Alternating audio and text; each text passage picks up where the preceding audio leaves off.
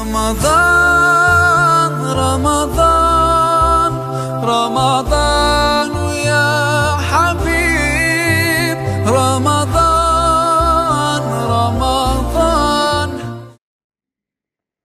أعوذ بالله من الشيطان الرجيم. بسم الله الرحمن الرحيم.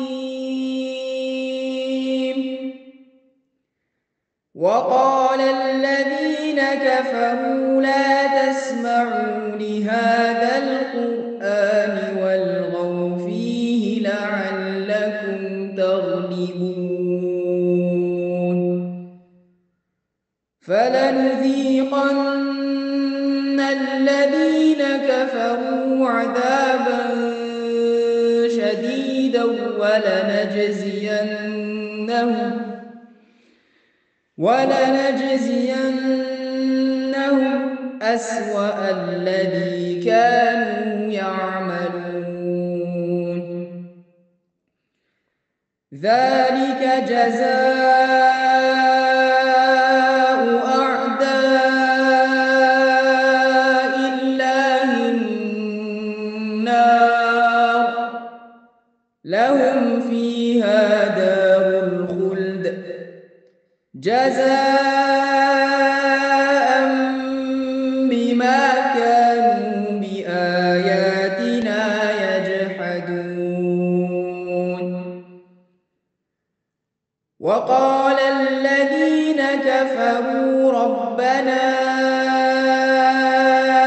أرنا الذين أضلانا من الجن والإنس نجعلهما تحت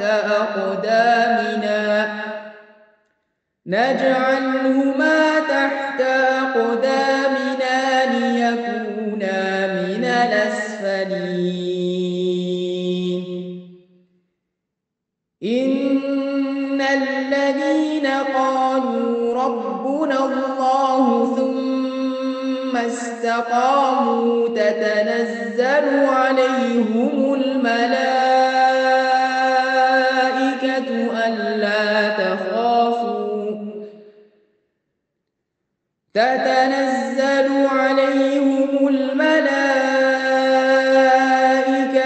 ألا تخافوا ولا تحزنوا وأبشروا بالجنة التي كنتم توعدون. نحن أولياؤكم في الحياة الدنيا وفي الآخرة ولكم فيها ما تشتهي أنفسكم ولكم فيها ما تدعون. نزلا من غفور رحيم.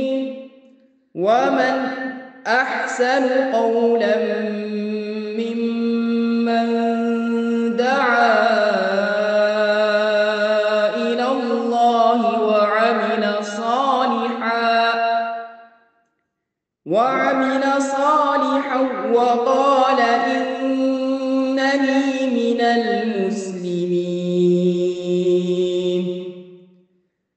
ولا تستوي الحسنة ولا السيئة ادفع بالتي هي أحسن فإذا الذي بينك وبينه عداوة كأنه ولي حميم.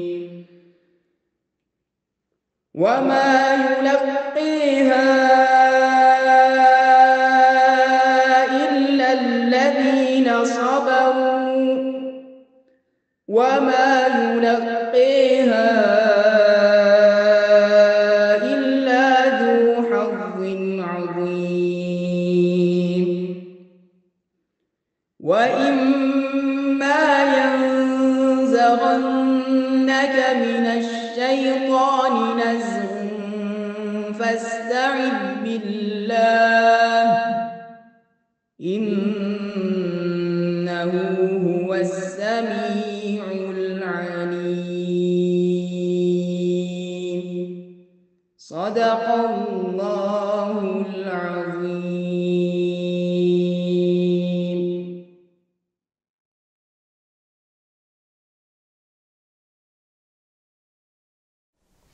بسم الله الرحمن الرحيم الحمد لله رب العالمين والصلاة والسلام على سيد المرسلين وعلى آله وصحبه أجمعين أما بعد. Chers frères et sœurs en islam, toutes les louanges et remerciements reviennent seulement et uniquement à Allah subhanahu wa ta'ala. Allah Rabbul Izzah, notre créateur, notre pourvoyeur, nous a accordé d'innombrables bienfaits. Et si l'homme voulait dénombrer, compter le nombre de bienfaits qu'Allah subhanahu wa ta'ala l'a accordé, alors cela serait impossible. وَإِن تَعُدُّوا نِعْمَةَ اللَّهِ لَا تُحْصُوهَا. Et parmi les plus grands bienfaits qu'Allah subhanahu wa ta'ala nous a accordés, c'est de pouvoir vivre sur cette terre tout en étant croyant. Pouvoir respirer sur terre tout en étant croyant. Alhamdulillahi ala kulli hal. Allahumma laka alhamdu kulluh wa laka al-shukru kulluh wa ilayka yurja'u al-amru kulluh. Et notre objectif sur terre n'est autre que d'adorer Allah subhanahu wa ta'ala. Wa ma khalaqtu al-jinna wal-insa illa liya'budun. Et je n'ai créé les djinns et les êtres humains si ce n'est que pour m'adorer. Alors qu'est-ce que la ibadatullah? Adorer Allah subhanahu wa ta'ala dans son sens le plus large signifie le fait de reconnaître son existence, reconnaître son unicité, avoir la conviction qu'il y a un jour où on devra rendre des comptes, qu'il y a une vie après la mort. Faire la ibadatullah signifie également obéir à Allah subhanahu wa ta'ala en se soumettant à ses injonctions et en se préservant de ce qui est interdit. À travers différents passages du Coran, Allah subhanahu wa ta'ala nous montre le but pour lequel il nous a créés. Il nous dit « Alladhi khalaqa al-mawta wal-hayata liyabluwakum ayyukum ahsanu amala » Il est celui qui a créé la mort et la vie afin de vous tester. Qui parmi vous sera meilleur en action? Alors l'homme vit sur terre et il doit faire face à certaines situations, parfois à certaines épreuves. Et pour cela, il doit s'adapter. Il doit faire preuve de patience. Allah subhanahu wa ta'ala éprouve l'être humain. Pourquoi cela? Tout simplement pour que ce dernier retourne vers lui. Allah subhanahu wa ta'ala attend de nous qu'on revienne vers lui, qu'on le reconnaisse en tant que Dieu suprême, qu'on arrive à l'adorer de la meilleure des façons. Et Allah subhanahu wa ta'ala, il ne nous laisse pas dans une situation où on ne pourrait pas supporter. Alors parfois on se pose la question, on se demande pourquoi les épreuves, pourquoi ces difficultés s'abattent sur nous? Pourquoi nous? Pourquoi on n'arrive pas à trouver une solution radicale face à ce virus? Nous vivons dans une situation de crise sanitaire et nous ne trouvons pas des solutions. Que font les médecins? Que font-ils? Où en sont les recherches? Quelles solutions apporter? Alors sachons, chers frères et sœurs, qu'Allah subhanahu wa ta'ala, il nous a déjà avertis il y a plus de 14 siècles de cela. Il nous dit « أَحَسِبَ النَّاسُ أَن يُتْرَكُوا أَن يَقُولُوا آمَنَّا وَهُمْ لَا يُفْتَنُونَ » Les gens pensent-ils que nous allons les laisser proclamer « Nous croyons, nous avons apporté la foi » et qu'ils ne seront pas éprouvés? À travers ce questionnement, alors nos cœurs doivent déjà s'apaiser. C'est-à-dire que nous savons pertinemment que les épreuves ont été créées par Allah subhanahu wa ta'ala. Et que tant qu'on aura la foi, tant qu'on aura iman, alors très certainement nous allons être éprouvés. Mais Allah subhanahu wa ta'ala ne nous laisse pas ainsi, tellement il est bon, tellement il est généreux. À travers ces épreuves, il nous accorde cette tranquillité du cœur, cet apaisement, cette sérénité. Il nous dit Man amila salihan min dhakarin aw untha wa huwa mu'min falanuhyiyannahu hayatan tayyiba. Quiconque fait une bonne œuvre parmi les hommes et les femmes, tout en étant croyant, en ayant cette certitude qu'Allah subhanahu wa ta'ala est unique. فَلَنُحْيِيَنَّهُ حَيَاةً طَيِّبًا. Alors nous allons très certainement le faire vivre une vie paisible. Et on sait tous que les mufassiroun ont expliqué cette vie paisible par cette paix intérieure, par cette tranquillité du cœur. Alors on entend, on se dit que oui, on connaît ce genre de verset. C'est vrai, on entend ce type de verset qui nous exhorte à la patience. Ces versets qui nous enseignent de ne pas s'apitoyer sur son sort. C'est vrai. Mais malheureusement, parfois nous sommes faibles. Parfois nous sommes fatigués. Nous sommes chagrinés. Nous sommes même parfois démoralisés par toutes ces épreuves difficiles que nous rencontrons. Et on se pose parfois des questions. Mais comment faire face à cette pandémie ? Comment faire face à cette situation qui nous prive de certaines de nos libertés? Comment garder le moral? Comment faire face à ces difficultés? On aimerait tellement que la vie reprenne son cours normal. On aimerait tellement pouvoir se déplacer librement. On aimerait tellement pouvoir se rassembler à nouveau avec nos proches.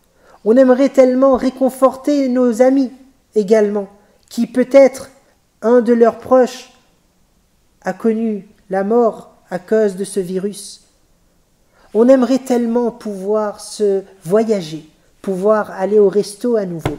On aimerait tellement pouvoir prier tranquillement à la masjid, sans ces restrictions, sans ces gestes barrières, sans ce masque, sans cette distanciation, pouvoir se coller à nouveau, coller nos épaules les unes avec les autres. Subhanallah.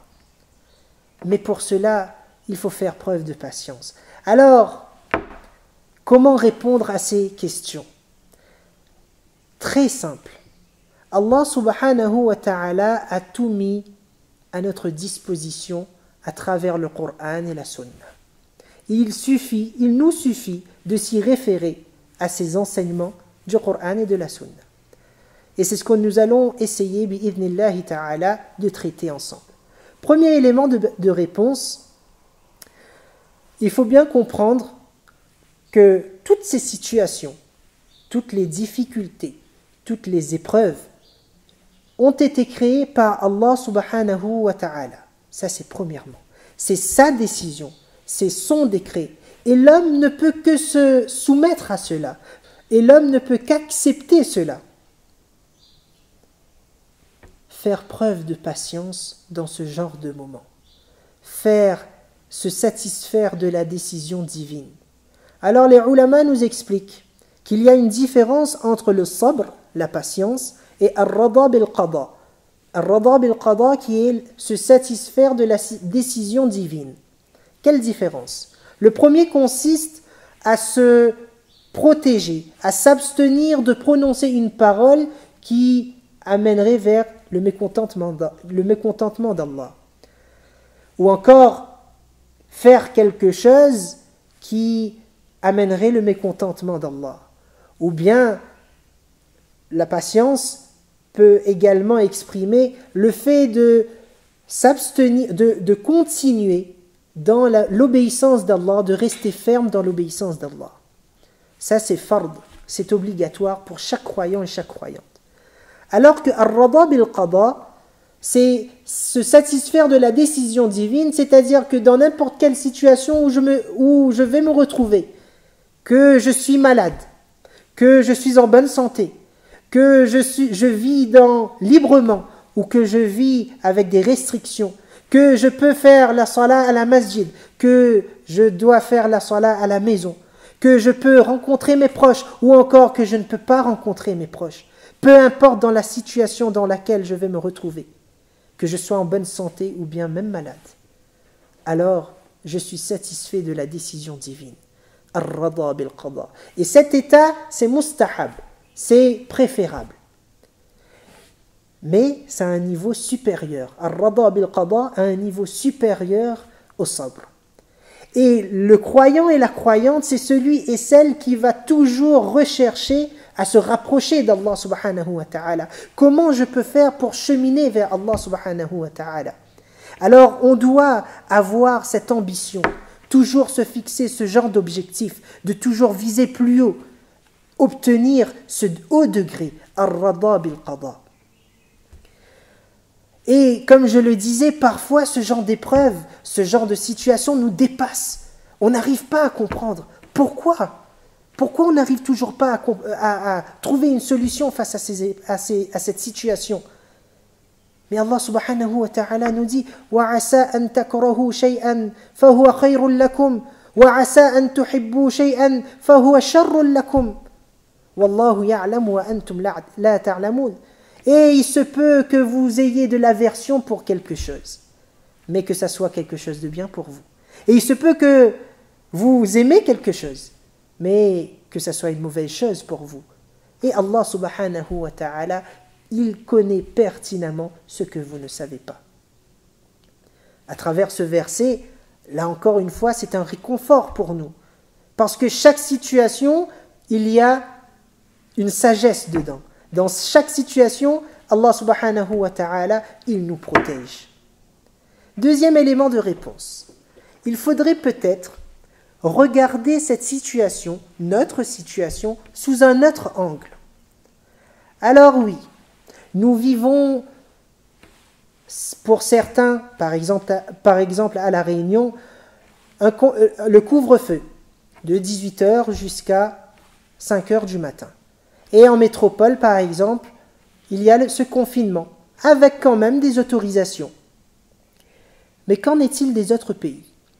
Dans certains pays, ce confinement ont été mis en place avec des mesures beaucoup plus strictes. Et là seulement, rien que pour cela, nous devons remercier Allah subhanahu wa ta'ala. Ça c'est premièrement. Deuxièmement, les restrictions que nous rencontrons aujourd'hui, sont-elles aussi drastiques, aussi strictes que celles que nous avons rencontrées l'année dernière, depuis le début du confinement? Je ne pense pas. L'année dernière, ce confinement strict, difficile, a duré plus de 3 mois.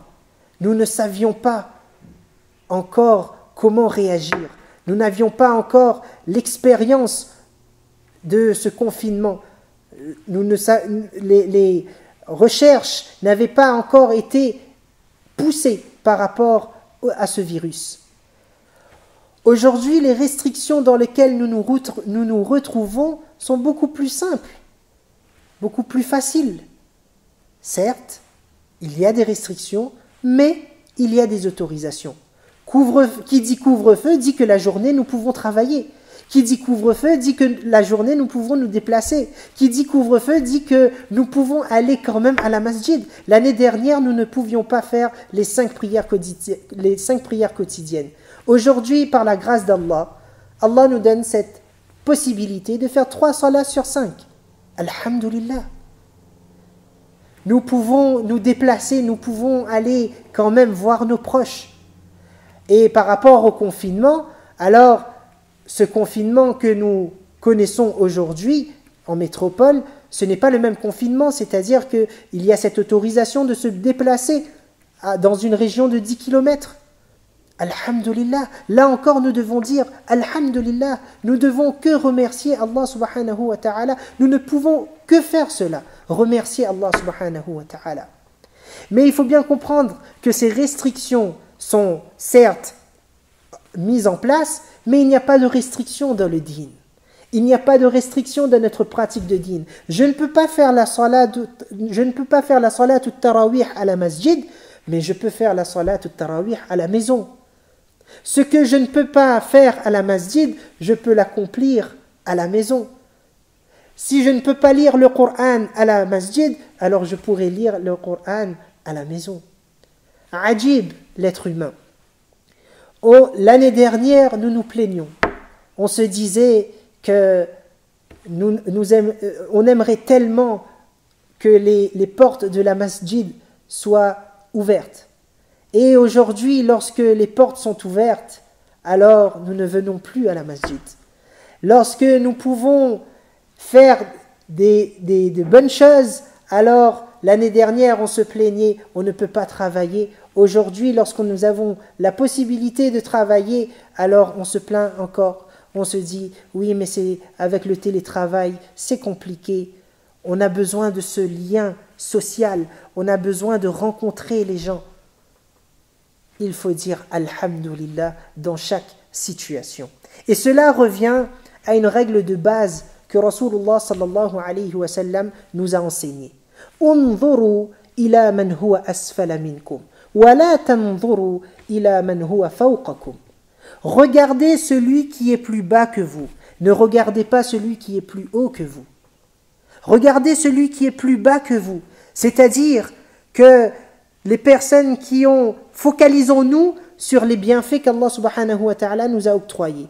Ce n'est pas la peine d'aller regarder chez les autres. Parce que, automatiquement, on va se sentir mal. On va ressentir un mal-être, un malaise.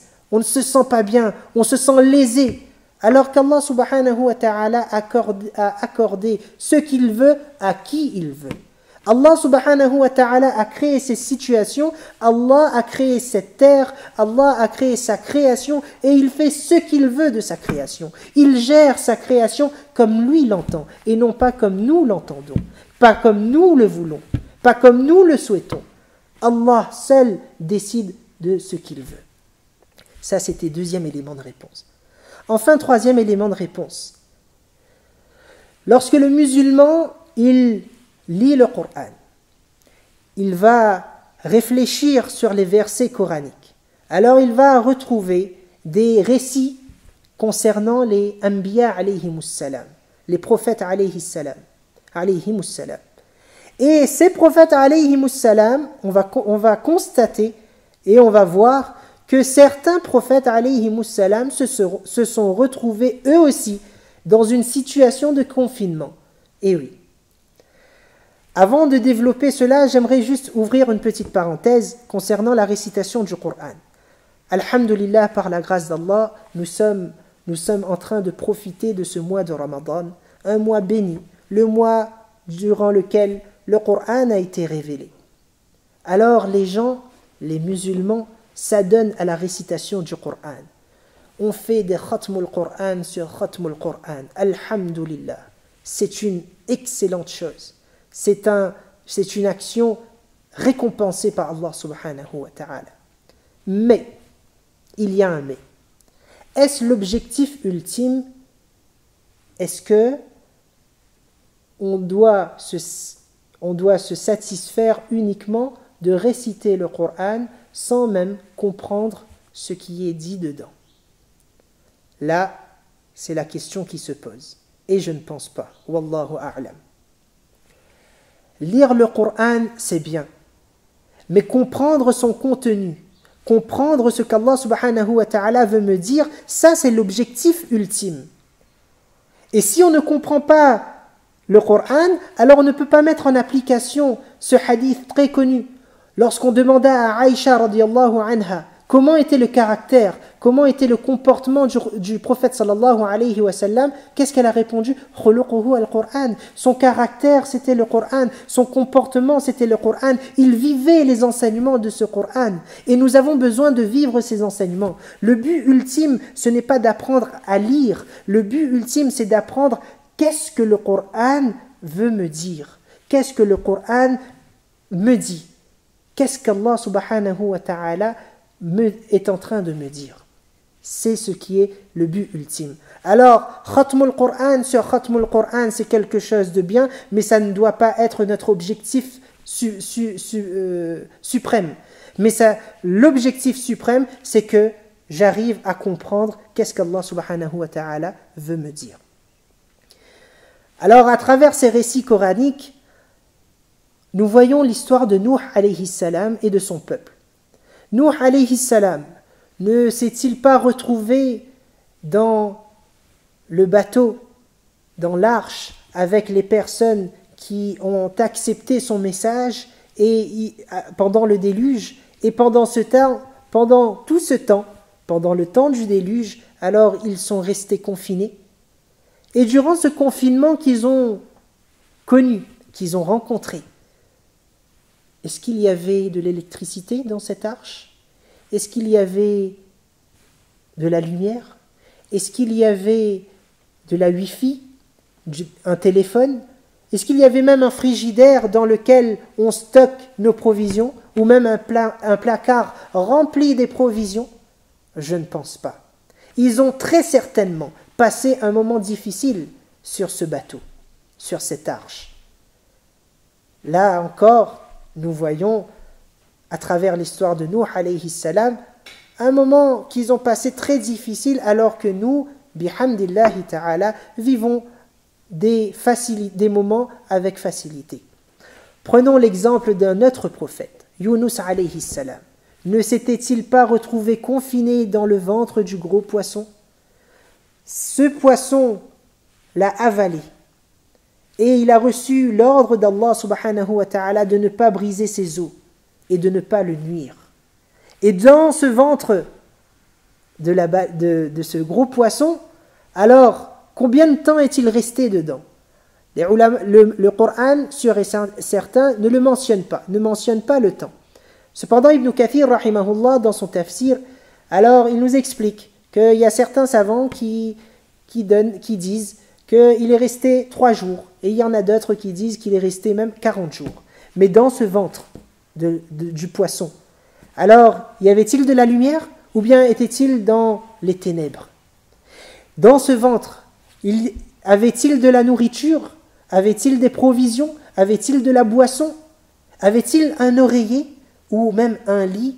Ou même une couette avec laquelle il pouvait se réchauffer tranquillement, paisiblement, confortablement? Je ne pense pas. Mais est-ce que Yunus alayhi salam s'est laissé démoraliser par cela? Est-ce que Yunus alayhi salam a perdu espoir? Est-ce que Yunus alayhi salam s'est détaché de sa mission? Non. Allah subhanahu wa ta'ala nous dit: وَذَا النُّونِ إِذْ ذَهَبَ مُغَاضِبًا فَظَنَّ أَن لَّن نَّقْدِرَ عَلَيْهِ فَنَادَى فِي الظُّلُمَاتِ أَن لَّا إِلَٰهَ إِلَّا أَنتَ سُبْحَانَكَ إِنِّي كُنتُ مِنَ الظَّالِمِينَ. Et l'homme du poisson, lorsqu'il s'en alla mécontent, il pensa alors que nous ne l'éprouverions pas. Puis il fit cet appel dans les ténèbres. La ilaha illa ant. Pas de divinité en dehors de toi. Subhanak, pureté à toi. Inni kuntu min al-zalimin. Moi, j'étais du nombre des injustes. Il est resté connecté avec Allah subhanahu wa ta'ala. Sa connexion, sa proximité avec Allah subhanahu wa ta'ala n'a pas changé face à sa situation, par rapport à sa situation. Prenons l'exemple d'un autre prophète, Yusuf alayhi salam. Yusuf alayhi salam n'a pas connu un confinement, mais 2. Durant son enfance, n'a-t-il pas été jeté dans le puits par ses frères à cause de leur jalousie? Il s'est retrouvé dans un puits, au fin fond d'un puits, où il faisait tout noir, dans un endroit qui était étroit, un endroit qui était totalement isolé, sans nourriture, sans boisson, sans provision, sans de quoi se réchauffer. Pendant tout ce temps, il est resté dedans. Alors, nous, à notre niveau, notre confinement à nous, est-il beaucoup plus difficile que ce confinement de Yusuf alayhi salam? Le deuxième confinement qu'il a connu, c'était lorsqu'on l'a emprisonné injustement. Alors là, dans cette prison, le confort qu'il avait connu dans le palais s'est totalement dissipé. Plus de confort. Il se retrouve vraiment dans une situation où il faut s'adapter. Mais malgré cela, est-ce qu'il a lâché prise? Est-ce qu'il a baissé les bras? Non, il est resté ferme sur sa croyance. Il est resté ferme dans son travail, dans sa mission. Il a continué à inviter les gens. Il a continué à rester connecté avec Allah subhanahu wa ta'ala. Et il est resté des années dans cette prison. Réfléchissons un instant, chers frères et sœurs en islam, par rapport à ces histoires, par rapport à ces récits. Notre situation est-elle vraiment pire que celle de ces prophètes? Mes frères et sœurs en islam, nous avons par la grâce d'Allah une maison, ou même un appartement dans lequel nous pouvons dormir, dans lequel nous vivons confortablement, dans lequel nous vivons convenablement, aisément. Nous vivons dans une maison ou dans un appartement où il y a des provisions, où il n'y a pas de pénurie, où nous pouvons manger, nous pouvons boire, nous pouvons parler. Nous avons Internet, nous avons la Wi-Fi. Certes, nous ne pouvons pas nous déplacer, certes, nous ne pouvons pas nous rassembler comme on souhaiterait, mais nous avons le smartphone, nous avons Internet, nous avons la Wi-Fi et nous avons les appels vidéo. Nous ne pouvons pas voir nos proches qui sont loin, alors nous pouvons les appeler, nous pouvons communiquer avec eux. Alhamdulillah, alhamdulillah ala kulli hal. Mieux encore, nous vivons ces moments difficiles avec la santé. Là encore, c'est un bienfait inestimable. Et nous savons que deux bienfaits, que beaucoup de gens se laissent piéger par cela. Rasulullah sallallahu alayhi wa sallam nous dit « Ni'matani maghbounun fihima kathirun minan nas » Deux bienfaits à propos desquels beaucoup de gens sont perdants. « As-sihhatu wal-farar » La bonne santé, la santé et le temps libre. Nous avons ces deux bienfaits à notre disposition durant ce mois de Ramadan, durant ces moments de confinement, durant ces moments de couvre-feu. Profitons-en, utilisons-en à bon escient. Allahu Akbar. Mois de Ramadan, comme nous le disons tout à l'heure, il y a des restrictions, mais il n'y a pas de restriction dans notre pratique. Nous avons la santé, utilisons cette santé, cette énergie dans les bonnes œuvres. Nous avons le temps libre, profitons-en, méditons sur la création d'Allah, lisons le Coran, lisons la traduction, recherchons la proximité d'Allah à travers les bonnes œuvres, étudions. Il y a tellement de choses à faire. Nous n'avons pas le temps de s'apitoyer sur notre sort. On va continuer. Hajar et Ismaïl alayhim assalam, eux aussi se sont retrouvés dans une situation difficile lorsque Ibrahim alayhi salam a reçu l'ordre de les laisser dans un endroit désertique avec très peu de provisions. Et lorsque les provisions ont été utilisées, alors ils étaient à court d'eau. Hajar alayhi salam ne s'était-elle pas précipitée pour aller rechercher de l'eau pour son fils en entendant son fils pleurer, en entendant le bruit des pleurs de son fils? Alors qu'est-ce qu'elle fait? Alors elle retourne vers son garçon et lorsqu'elle apaise son garçon, elle repart pour rechercher de l'eau. Moment difficile, confinement difficile. Ashabul Kahf, les gens de la caverne, ne sont-ils pas restés dans cette grotte pendant des années? Mais là encore, c'était un bien pour eux. Rasulullah sallallahu alayhi wa sallam n'a-t-il pas connu une situation de mise en quarantaine générale lorsque les Mécois ont comploté contre lui, lorsqu'ils ont décidé de rompre tout lien avec ceux qui avaient embrassé l'islam? Ils avaient même conclu que personne ne pouvait se marier avec les personnes qui avaient embrassé l'islam. Pendant plus de 3 années, ils sont restés dans ce boycott. Ils ont subi ce boycott. Non seulement ils ont connu ce boycott, mais ils ont connu également de la persécution. Beaucoup de persécution. Dans cette période, alors, ils n'avaient plus rien à manger. Alors, lorsqu'on regarde la sira, on voit que les mu'minoun, les croyants, qu'est-ce qu'ils faisaient? Ils mangeaient, comme il n'y avait rien à manger, alors ils mangeaient des feuilles. Subhanallah. Sommes-nous dans ce genre de situation? D'être moment difficile que Rasulullah sallallahu alayhi wa sallam a rencontré lorsqu'il doit quitter Makkatul Mukarrama, sa ville natale, la ville qu'il chérit le plus, pour partir à Madinatul Munawwara, pour faire la hijra, quitter cet endroit, parce qu'on complote contre lui, parce qu'on veut le tuer, on veut atteindre à sa vie. Alors qu'est-ce qu'il fait? Il entreprend ce voyage avec Abu Bakr, radiyallahu anhu. Et à un moment donné, ils se retrouvent cachés dans une grotte, tous les deux, pour se cacher de l'ennemi, pour se préserver de l'ennemi. À ce moment-là, qu'est-ce qu'ils ont fait? Ils sont restés connectés avec Allah subhanahu wa ta'ala. Allah subhanahu wa ta'ala nous explique cela en nous disant « Illa tansuruh » فقد نصره الله إذ أخرجه الذين كفروا ثاني اثنين إذ هما في الغار إذ يقول لصاحبه لا تحزن إن الله معنا فأنزل الله سكينته عليه. Allahu Akbar. Si vous ne lui portez pas secours, alors Allah subhanahu wa ta'ala l'a déjà secouru. Lorsque ceux qui avaient mécru l'avaient banni, deuxième de deux, quand ils étaient dans la grotte et qu'il disait à son compagnon, c'est-à-dire lorsque Rasulullah sallallahu alayhi wa sallam disait à Abu Bakr, la tahzan, ne t'afflige pas, ne sois pas affligé, ne sois pas triste, inna Allah ma'ana, très certainement Allah subhanahu wa ta'ala est avec nous.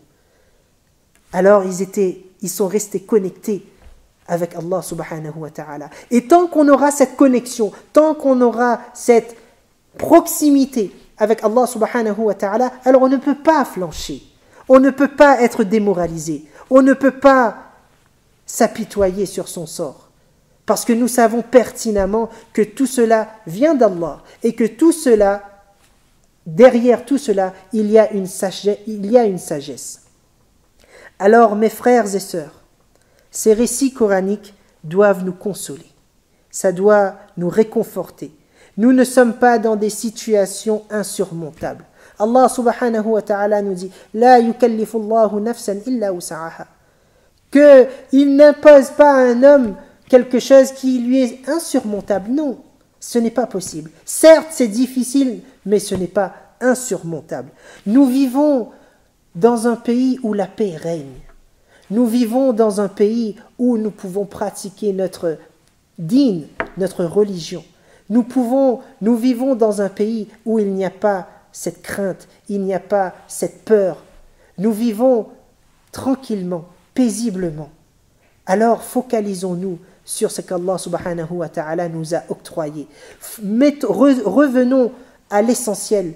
Revenons à l'essentiel, recentrons-nous sur ce qui est essentiel, sur ce qui est prioritaire dans nos vies. Profitons de ces moments bénis, remplis de miséricorde, remplis de bénédictions. Profitons-en.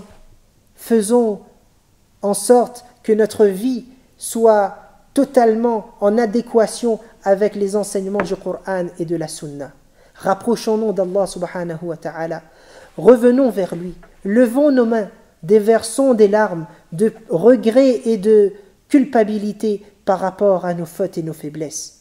Faisons-nous pardonner par Allah subhanahu wa ta'ala. Profitons de ce mois pour soutenir également le Darul Ulum de la Réunion, à travers vos dons, à travers vos invocations, à travers même vos encouragements.